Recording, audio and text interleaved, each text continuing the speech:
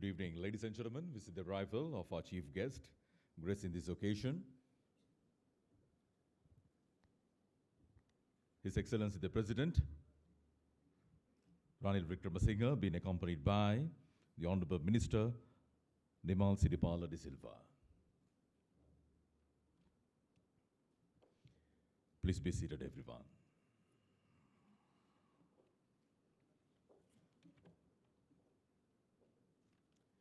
Good evening. Welcome to the inauguration of the workshop where we are ready to discuss the 30-year development plan of the North Port of Colombo, which is being held under the auspices of His Excellency the President, Ranil Wickremesinghe, who is gracing this occasion at the invitation of our guest of honor, Honorable Minister Nimal Sidipala de Silva, and at the same time, Honorable State Minister of Ports and Aviation, Honorable Premalal Jayasekara, and at the same time, the Chairman of the Sri Lanka Ports Authority, ladies and gentlemen, Mr. Keith Bernard, and the Managing Director, Mr. Susantha Besiruvadara. The intent of the proposed CNP development is to provide additional port capacity within a sheltered harbour for future freight traffic, and the primary aim is to accommodate forecast growth in the gateway cargo and transshipment containers up to the year 2050. We are ready to discuss further details with regards to all these in the next couple of hours. Ladies and gentlemen, now would like to call upon the Honorable Minister, Nimal Sidipala de Silva, to welcome all of you for this lovely gathering. Please welcome Honorable Minister Nimal Sidipala de Silva.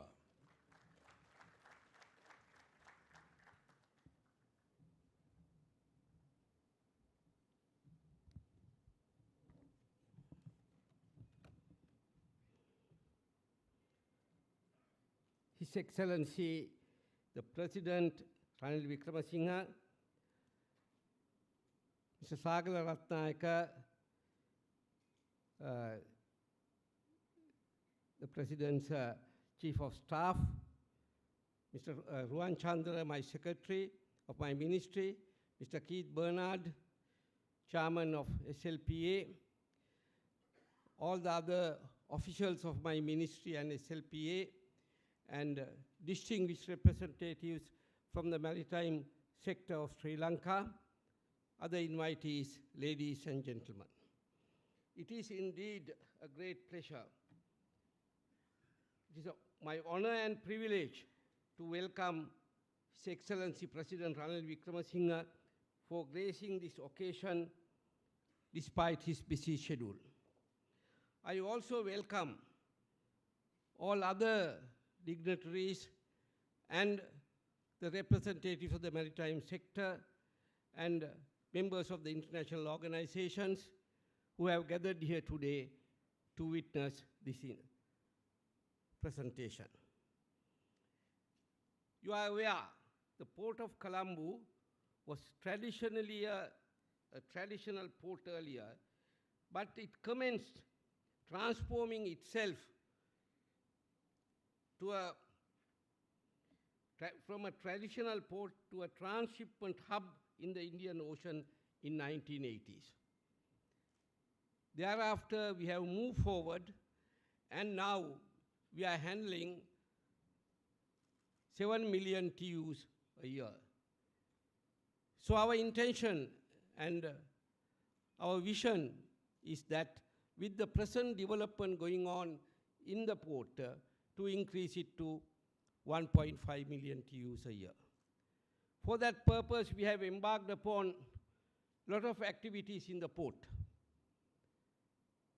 We have embraced ourselves with the private sector and foreign investors, and I'm happy to state that Adani Group with Sri Lankan entrepreneurs John Keels, we are developing the West Terminal. The work has started, so we are very happy the work is going on well. As far as the terminals which are governed, managed by the Port Authority is concerned, Jaya Terminal and the Eastern Terminal, both we have siphoned a lot of money for their development. For Jaya Terminal alone, we have allocated 7,000 million for its development. So the development work is going on. Then of course, for the ECT, also colossal sum of money has been allocated to develop that, and the development program is going on according to the schedule. Then of course, we have other developments in the area. With the assistance of the Asian Development Bank, we have the elevated highway, which will give a glory as well as more connectivity to the port of Colombo. Then with the assistance of the Asian Development Bank, we are putting up our administrative building, 18-story building, for all the components of the Port Authority will be in one place. Then other warehouses, etc. Your Excellency, 2 hours ago, we signed, SLPA signed an agreement, investment agreement with China merchants and Sri Lankan entrepreneur to establish Art of Center, logistic center in the port of Colombo at the cost of 400 million US dollars. I am happy to say that your government was able to attract this investment. This has been hanging over for last 5 years. The concept of North Port development was germinated in the mind of His Excellency Mahinda Ranil Wickremesinghe at that time. You foresaw that at certain point our port will become saturated. So how to cater for the demand that will be created in the world and in the maritime industry? So therefore, always when I took my office as the Minister of Ports and Aviation, you were talking about the North Port development. So I had the pleasure of conducting several progressive meetings, etc., and then talk to the stakeholders and the Asian Development Bank, who graciously supported us to embark upon the feasibility study of the North Port development. So the idea of the North Port development is that we can't shift to the south. You have to go to the north and develop the port. But Your Excellency, my persistent view is that the North Port development, this port must be a privately managed port. This is the experience I have got within this 1 or 2 years of my ministry here. So I think that is your vision too. But of course, the Port Authority should be a regulator and an investor. I'm happy to note that I was briefed by the consultants appointed by the ADB that this project is financially viable, technically feasible. So I was very happy. So that we are embarking upon a project which would be financially viable and technically feasible. So therefore, in order to cater to the need of the nation and your vision to make Sri Lanka a giant in the maritime industry, as well as to rebuild the Sri Lankan economy, certainly the North Port development will help us a lot. So therefore, I am happy as your cabinet colleague of the cabinet in your cabinet to support your vision and make it a reality. So I am sure we have shipping magnates here in Sri Lanka. So they are doing very well. So I would invite them to take part in these future developments. And as well as the foreign investors who are interested, they should come along with us and support us in this venture. So with that note, Your Excellency, I thank everybody for participating in this symposium, and especially I would like to thank the Asian Development Bank and the team of our officers of the SLPA who did tireless work for preparing this feasibility study. Thank you.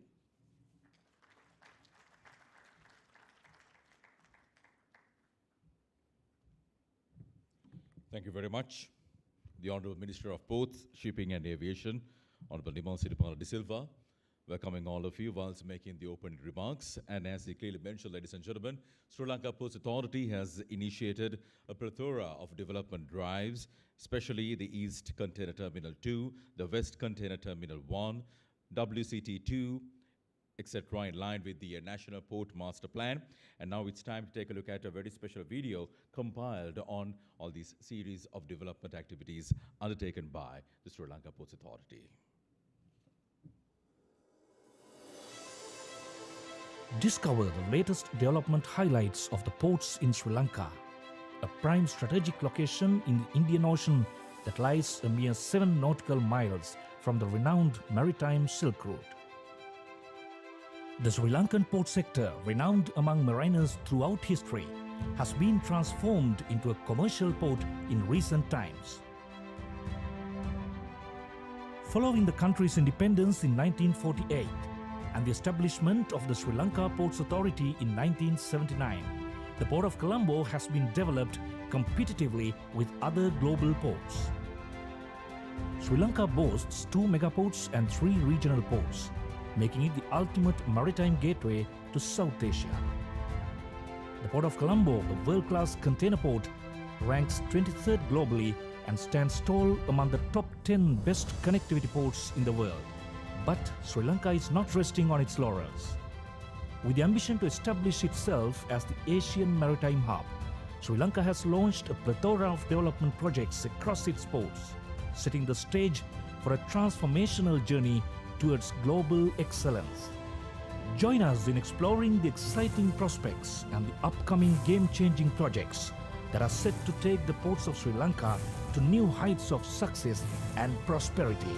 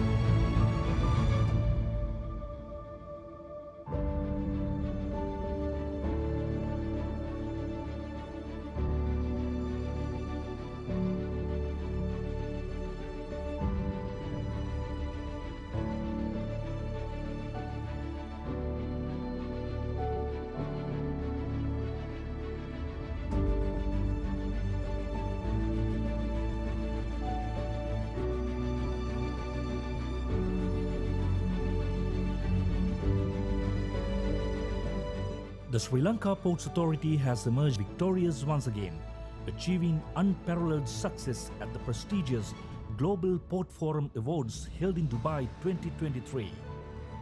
Crowned as the Ports Authority of the Year, as well as the recipient of the highly coveted Best State-Run Terminal of the Year award, the SLPA has once again raised the bar for excellence in the maritime industry.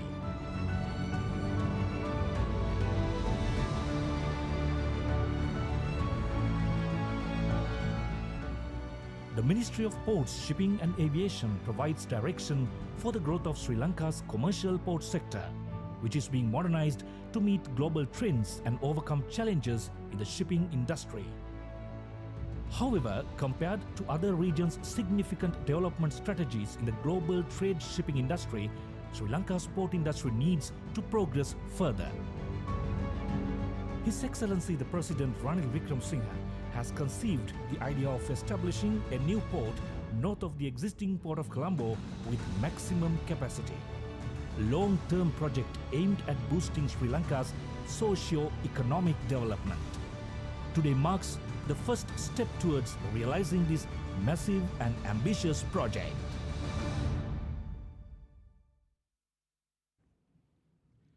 A series of development activities carried out by the Sri Lanka Ports Authority, which would pave the way for our island nation, Sri Lanka, to be the maritime hub of the Asian region.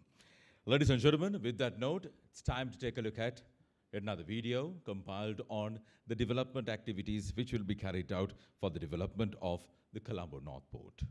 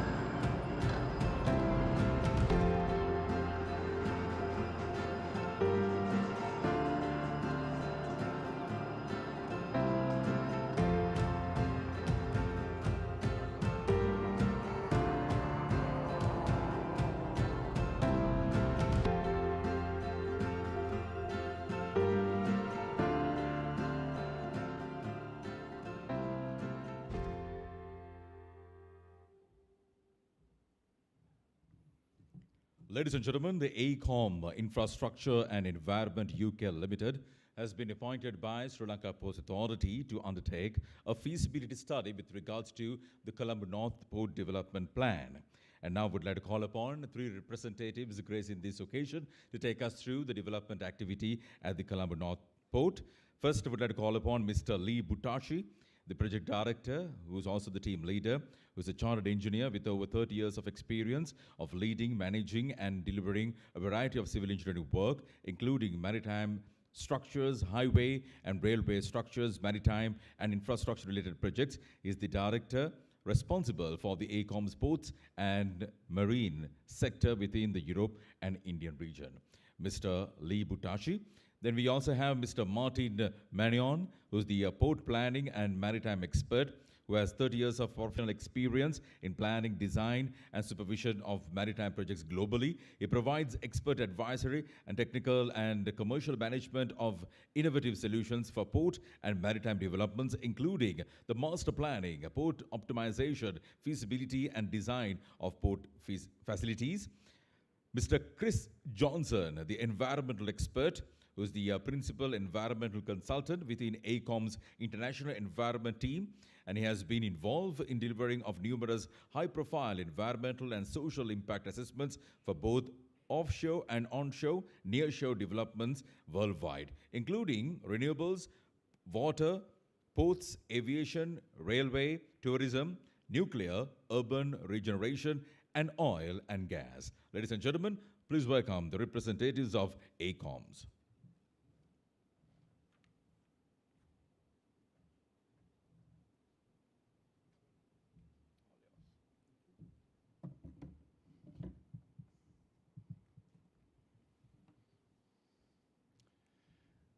Good afternoon, Mr. President, honored ministers, Mr. Chairman, honored guests, ladies and gentlemen. My name is Libas Harchi, and my colleagues and I are delighted to have been invited here today to talk to you about the Colombo Northport feasibility study. We were appointed back in February 2020 by Asian Development Bank and Sri Lanka Ports Authority to undertake the study. And whilst the COVID pandemic did its best to slow us down, we pushed through and have completed the study, which we're going to talk to you about today. So as part of our presentation, we're going to look through an overview of the study deliverables and methodology that we employed, the field investigations and planning. We're going to look through some of the shortlisted development options that we looked at, and the modelling and simulations that were done for those options, and then the analysis that we went through to come to the preferred option. And then, having arrived at that preferred option, we're going to look through the development stages and the timeline that it'll take to implement those, and how the private sector participation and financial assessment was undertaken to ensure that it was a viable option. And then we're going to look through some of the environmental and social impact assessments aspects that we looked at for that preferred option, and then give you some conclusions and recommendations. So my colleagues, Martin Manion and Chris Johnson, are going to talk to you through some of the detail of the presentation. Thank you.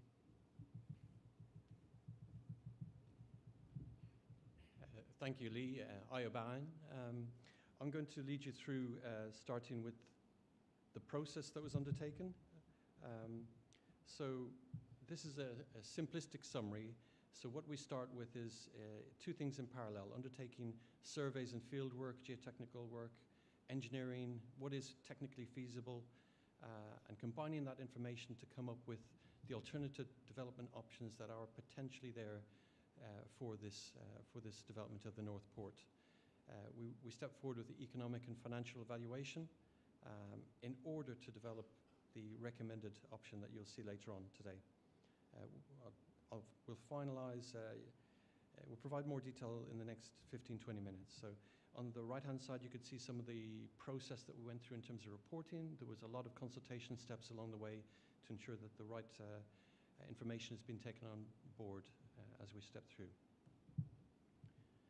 This is a little bit more detail. So there was a lot of emphasis on the technical side, as I mentioned, very much supported by, for example, modeling of waves, sediment, tides, river, etc., so that we could look at those alternatives in great detail, work out which one worked best in terms of matching the demand requirements at Colombo over time, and then identifying how that should be phased as well in order to come up with the recommended option you'll see in a second.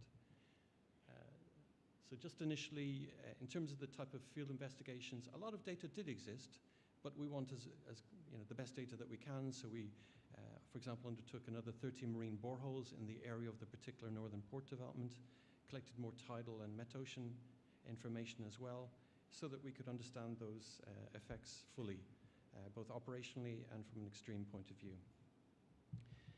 At the same time, we looked at the Killarney River, collected more information on it so that we could understand how that integrated with the project. Meanwhile, in parallel, we were looking at environmental aspects. So that, for example, was air quality, noise monitoring, understanding what the marine ecology was in the area and nearby, and what may or may not be affected by such a development. And that all feeds into the option development. But just stepping back, the crucial aspect is understanding what is the demand up to 2050. So this study, whilst it looks at trade generally and did forecast generally on trade for the whole port, the focus of Northport is for containers, but look to support bulk trade where possible. So for example, what you can see is there may be 7 million TEU today. In the base case forecast, that steps up to 19 million TEU by 2050. In the high case forecast, it's 29 million TEU for the Port of Colombo in the future. So quite a significant step forward. Now, some of that will be coming from Southport maximization over time, but there is a gap to be filled by Northport to reach the objectives in 2050. So one aspect as well is there had been a previous National Ports Master Plan with a forecast, and the forecast has actually improved for Colombo over time because, of course, competitor port circumstances change. So in this case, an Indian port development didn't take place, and that creates a better position for Colombo. So this really is a bit of a representation of what does that demand mean for the North Port development.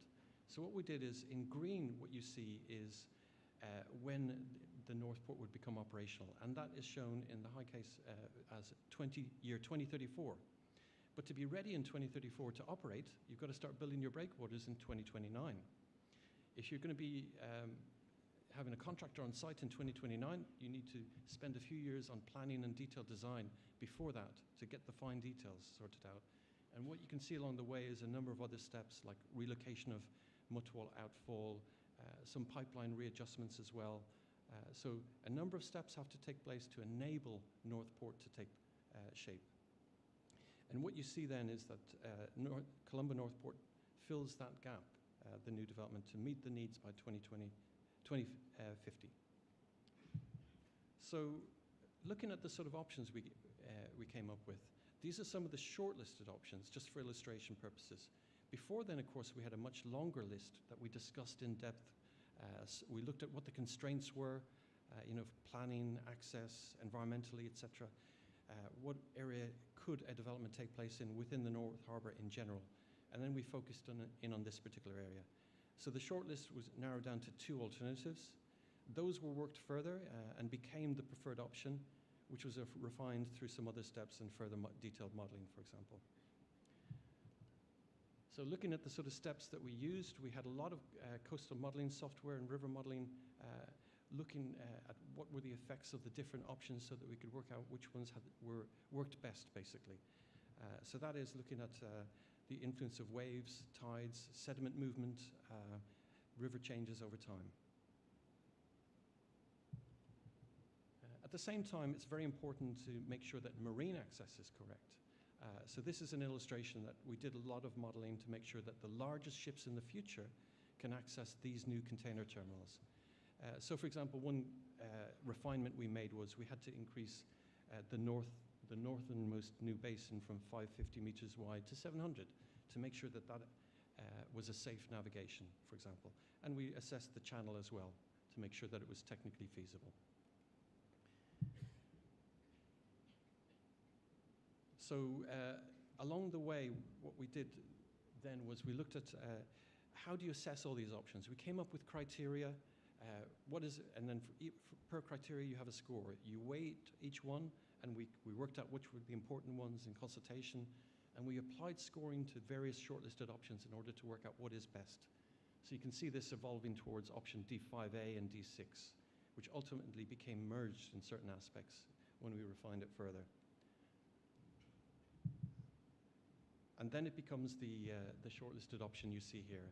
So what is this preferred option? It is based on the build-out and maximization of the Southport first, and that means completing West Container Terminal 1 and 2, ECT, as you see it at present, but being extended from 1,300 meters to 1,800 meters. SAGT similarly would reach 2,200 meters of quay length, for example, in that maximization in the south. The new development in the north then provides 3 new container terminals. Each has 3 berths, and they are 1,400 meters in each of the first 2 phases, and then 1,800 in the last. So 4.6 kilometers of quay. The new terminal also provides 700 meters for multi-purpose activities, 2 new liquid berths, and crucially, it provides a lot of logistics and warehouse space as well to support the port functionality. There are a number of breakwaters required, so the longest is at 7 kilometers for that new sheltered area. And what this achieves is a container terminal capacity of 11 million, which allows the port overall to reach 29 million in the future. We then show a number of phases for the development, and this is just really showing you where things stand now when East Container Terminal and West Container Terminal reach completion of the current developments. So that is as will soon be. Then at that point, the South Harbour Western Breakwater would be extended as originally planned, but slightly further, creating a triangle of land of 40 hectares with a potential LNG berth adjacent to it. In green on the left, you see a potential additional reclamation for 200 hectares or so of logistics space as well. And then on the right-hand side in red, you can see the relocation of the Mutwal outfall. So that is going to be done before any of the Northport development itself takes place in order to allow that to happen. So it goes out into much deeper water with better dispersion characteristics. And there is some relocation of CPC oil pipelines as well to be done before Northport real development starts. And then in this next slide, you will see the start of the serious works for the Northport development. You see the very large new breakwater, which provides the sheltered water. It allows the expansion of ECT and SAGT to the maximum extent. There in orange, you can see dredged areas being used for reclamation, early stage reclamation. We try and use dredging wherever possible. You see a river training wall, 950 meters long for the Killarney River to divert the flow away from the new development as well. And we commenced the route connection to shore. So all the support facilities need to go into that area. Then we step on again. There's more dredging. Again, it goes into reclamation for the very first container terminal. 3 berths, 1,400 meters of quay with potential rail access as well. And we begin to reclaim the logistics areas at the back as well. The next stage is dredging and reclamation and quay wall formation for the second container terminal of the Northport development, another 1,400 meters of quay.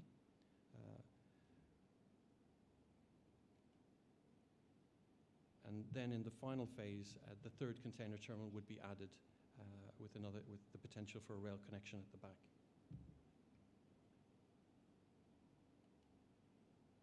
So just to pick out a few features around on the top left, you can see a potential oil tank storage area or logistics area of the 40 hectares that I mentioned on the western breakwater. You can see that the container terminals are supported by logistics areas or general multi-purpose terminal areas, not just simply the immediate container terminal concession areas. And there's a considerable road and rail access arrangements at the route with the utilities required to support this new development. So what does the development timeline look like? Obviously, ECT and West Container Terminal Phase 1 are underway at present. The completion of the Western Container Terminal and Eastern Container Terminal SAGT maximization would take place before the first Northport terminals became available. So like I mentioned earlier, in the high case demand for the Northport, Phase 1 would need to be ready in 2034, and it would be followed subsequently by the future phases. Now, of course, SLPA will be monitoring trade demand over time and can make fine adjustments to the timing as things proceed. So we looked at what was the best way to implement these projects in terms of private sector participation. We looked at a number of different models for that. And the one we're recommending is that the Port Authority would act as the landlord, They would fund the common infrastructure. What do we mean by that? That means the breakwater, dredging, partial reclamation, access road gates, and all the enabling works like the pipefall and outfall realignments in advance and adequate utility supply, of course. Meanwhile, the terminal operators under concession would fund their own terminal development, so the quay, the paving, their own equipment to suit their method of operation, building and utilities within that terminal footprint under a design, build, finance, operate arrangement. At the same time, we looked at various recommendations for Port Authority organisation and institutional reforms in order to support potential private sector involvement.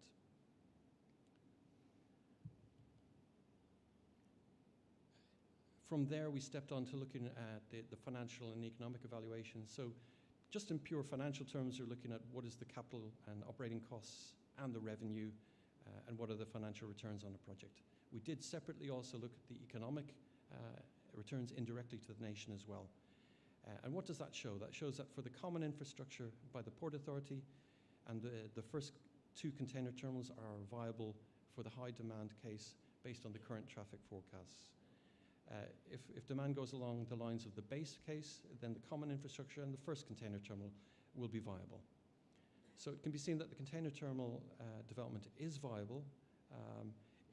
If you did a direct comparison with the South Port, it's not quite as attractive, but that's because there's a greater logistics area, for example, and other aspects which haven't directly been taken in terms of all the benefits in this analysis. So this next slide provides some of the summary information on it. So what sort of investment are we talking about? So for the Port Authority, it's in the region of $925 million for the common infrastructure. The first container terminal and second container terminal are in the region of $950 million each. If you looked at the overall costs of all the potential development for the North Port, the whole scheme would be an investment in the region of $4.5 billion over time. So that's a bit of an overview of it. In terms of the indirect benefits, the economic benefits, those are a multiple of 2 to 3 times as well of the benefits taken into account in the pure financial analysis. So what we found is that it is viable, basically. At this point, I'll hand over to Chris, who will take you through 2 slides on the environmental side, and then we'll step to conclusions and recommendations.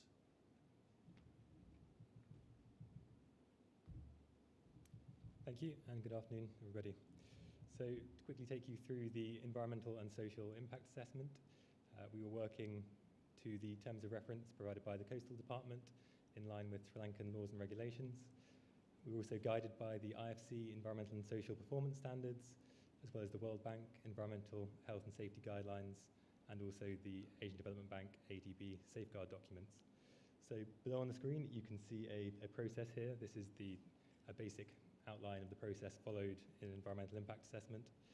So you can see first off, we would commence with baseline data gathering, whether that's for the physical, chemical, social, or biological environment.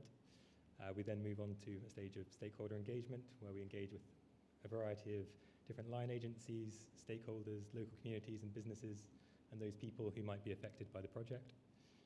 After that, we can move on to the impact identification and assessment stage, where we try to predict the different environmental and social impacts that might result from the development of the project, both during its construction and its operation.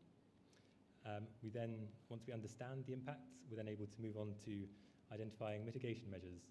So that's looking at ways where we can either avoid, minimize, reduce, or offset the environmental and social impacts that might result from the project. And finally, we look to develop an outline environmental and social management plan and grievance redress mechanism.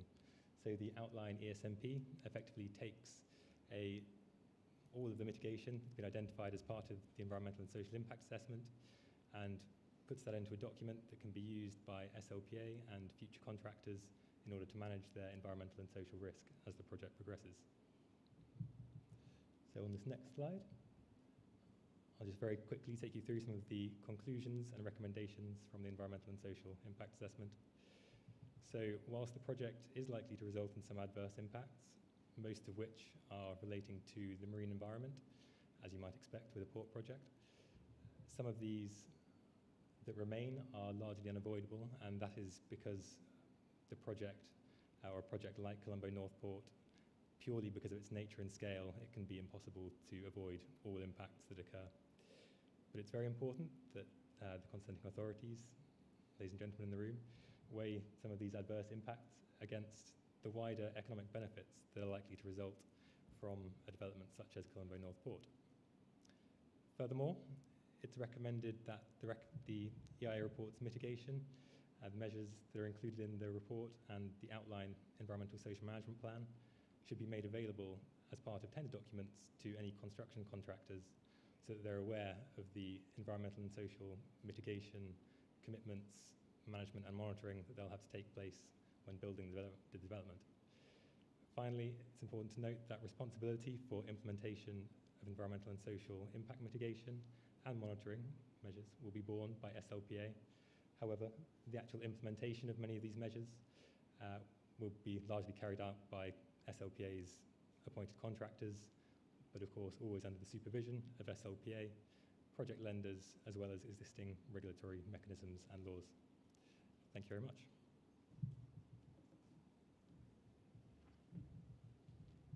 Yeah, thank you, Chris. The good news, ladies and gentlemen, is we didn't bring along our 90-slide set. You've only got 4 more slides to go.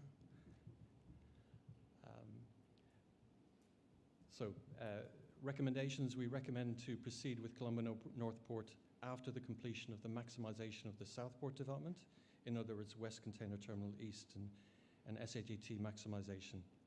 And we have a preferred option. It is a hybrid out of the original D5 and D6 options. That'll become historic terminology, of course.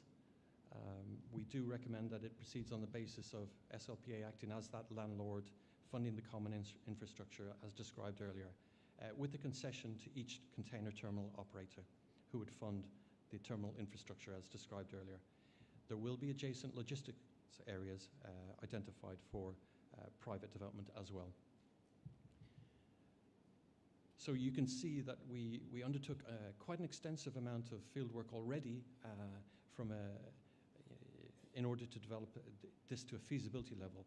Through the detailed design stage, there's definitely a need to supplement that further, because once you hone in on the recommended solution, you find out where some further information will be very useful, and that will be on Clanny River flows, some more geotechnical information, traffic as well, in order to optimize and finalize the detailed design in the next stage of the project. There is a logistics and warehouse study which has been carried out to support that side of the development as well. Archaeology and heritage assessment has been supplemented recently by the department, and there will be further looks at the vessel traffic implications.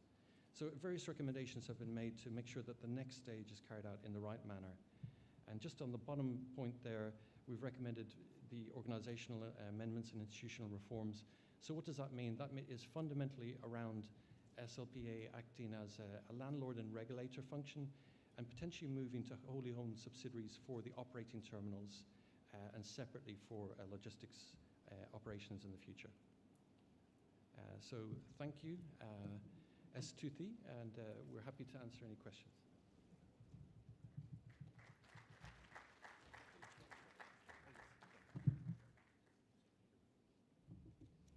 Thank you very much, ACOM. And now, ladies and gentlemen, it's time for all your concerns, clarifications that you need with regards to the details that we discuss here. And to take us through this Q&A forum, would like to call upon the Managing Director of Sri Lanka Ports Authority, Mr. Susantha Besirivardhana. So if you have any questions, concerns, please raise your hand so that we have the mics available. We can provide you with a mic to ask all the questions. It's an audience full of all the stalwarts in the field of maritime and freight.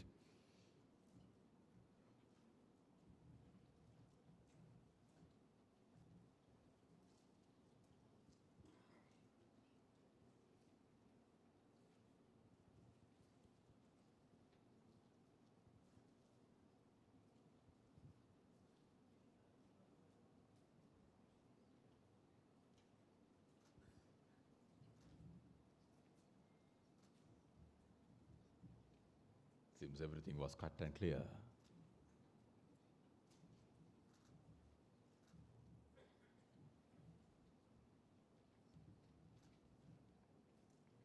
So if there are no questions, of course, during the fellowship time, you can talk to all the respective officials with regards to the details that we discuss here. And now, ladies and gentlemen, without further ado, we'd like to call upon our chief guest, gracing this occasion, His Excellency the President. Please welcome Mr. Ranil Wickramasinghe to address all of you.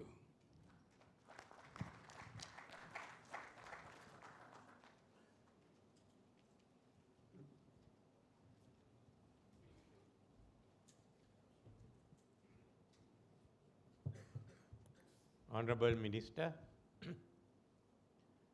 the Secretary of the Ministry, Chairman of the Ports Authority, distinguished guests, and friends. I must first commend the Minister and the SLPA for the work they have done. This ministry is now called the Ministry of Shipping and Aviation. Some people have asked me, why don't we split and have two ministries, one for shipping and one for aviation? And I said no. Our intention is to make Sri Lanka an air-sea hub. So we will have one Ministry of Shipping and Aviation. So we've got to think differently. And I think the Minister is the best person to be in charge. Sri Lanka has to think of the future. What we will do in the next 25 years. How are we going ahead to make this a developed country? We have to look at the developments in India, in Bangladesh, in Iran, the total Makaran coast, in assessing the role that Sri Lanka has to play as a hub. That is important. So in addition to Colombo, we have the Galle port, which is potential for tourism, the Hambantota port, and the Trincomalee port. The Trincomalee port we are discussing with India on the development of the Trincomalee port on the basis that in the next 25 years, there will be vast developments on the Bay of Bengal, both on the Indian side, the Bangladeshi side, Malaysia, and even Myanmar. So we have to look at the Trincomalee port, also its capacity to be a point for cruise tourism in the Bay of Bengal.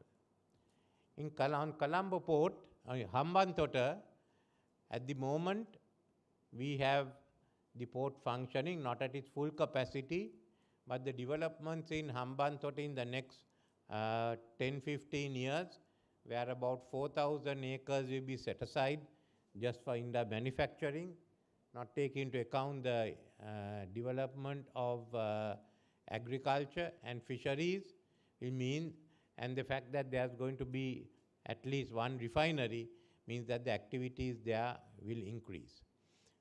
We have the airports which we are developing, Katunayaka Airport which has to be further developed, Mattal Airport which has to be commercially viable.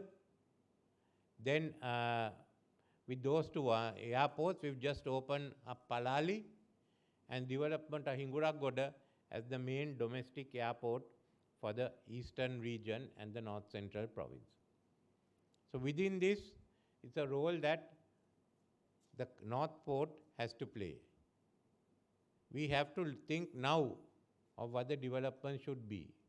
The SLPA and the consultants have given us a report on the feasibility of the North Port. We have to remember one thing only, that what is going to take place in India, what's the development in Pakistan, and what's the development going to be in Iran. Those three will decide the capacity. The number of TUs that we can have, the number of containers, the units we have would depend on that. As it is now, people have a very bright forecast for India. And that's possible, it can be achieved. By 2050, India will be the most populous country in the world. From 1.4 billion, it will be up to 1.7 billion people. the industrialization of India is going fast, especially in some areas. You find Gujarat, Maharashtra, and other one is the southern India, especially in Tamil Nadu. But this is the beginning. From there, it should spread to other areas. So industrialization, manufacturing is now taking place in India. It still hasn't reached the level that China reached somewhere in 2010. It still has to go there. So if at all at some stage, it will be that the progress will be not arithmetic, but geometrical progression. So we will have the development in India. Then what is the connectivity that's going to take place between India and Sri Lanka? Our closest point is in the north. Are we going to have a roll-on, roll-off ferries? Are we going to have a more permanent structures? These are issues that we have to resolve. And that will also determine the viability of our ports, especially of the port of Colombo. So in looking at the port, there's only two issues which I thought came to my mind. Firstly is the environment, especially the impact on fishing. That we have to take seriously, because before you start building, you have to get the support of the people in the area. Secondly is, we are also discussing India, but if at the end of it, the projections show that the development will be fast and there will be a need for more, certainly a larger capacity for containers, then we may have to make adjustments. That we will know. We'll be going into India and having talks with them. So we will have an idea of what is the low growth scenario and what is the high growth scenario, and where will it take place. Because India also has to develop its port. But Sri Lanka's advantage is the port we have. Secondly is Pakistan. Though it may be going through a financial crisis now like us, in time to come, when you look at the population, it has a great capacity for development, followed by Iran. And if Iran goes ahead with the Chaba port, which will join up to Central Asia and Russia, then Makaran coast itself is something to look at. So these are all areas we have to think of development. In the meantime, remember that the Chinese are undertaking east to west railways in Africa, together with the African nations. One which will go from Kenya all the way to West African coast, and another which will most probably go through Congo. So the whole logistics and transport in the region will change. And we have to take that into account and make whatever adjustments we do now to ensure that Sri Lanka it becomes the hub of the Indian Ocean. We can do it. We should do it. We did that over 1,000 years ago. I am sure we make up our mind, we go ahead.